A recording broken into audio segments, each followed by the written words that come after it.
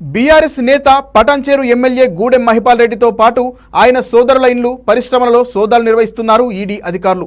మహిపాల్ రెడ్డితో పాటు కుటుంబ సభ్యులు ఆయన బంధువుల ఇళ్లలోనూ తనిఖీలు జరిగాయి. మొత్తం 3 చోట్ల రైడ్స్ కొనసాగాయి. ఈడీ అధికారులు ఎమ్మెల్యే గూడెం మహిపాల్ రెడ్డి ఇంటితో పాటు బంధువుల ఇంట్లోనూ తనిఖీలు నిర్వహిస్తున్నారు. సోదాలు నిర్వహిస్తున్న ఈడీ అధికారులు మహిపాల్ రెడ్డి బ్రదర్స్ ఇంటితో పాటు లగ్డారంలోని సంతోష్ గ్రానైట్ అండ్ కారీస్ పరిశ్రమలో సోదాలు చేశారు. సంతోష్ గ్రానైట్ పరిశ్రమకి యజమానిగా ఉన్న గూడెం మధుసూదన్ రెడ్డి భూగర్భ గనుల శాఖకు భారీ మొత్తంలో సినరేజిని ఎగవేసినట్లు ఈడీ రైడ్లో తేలింది.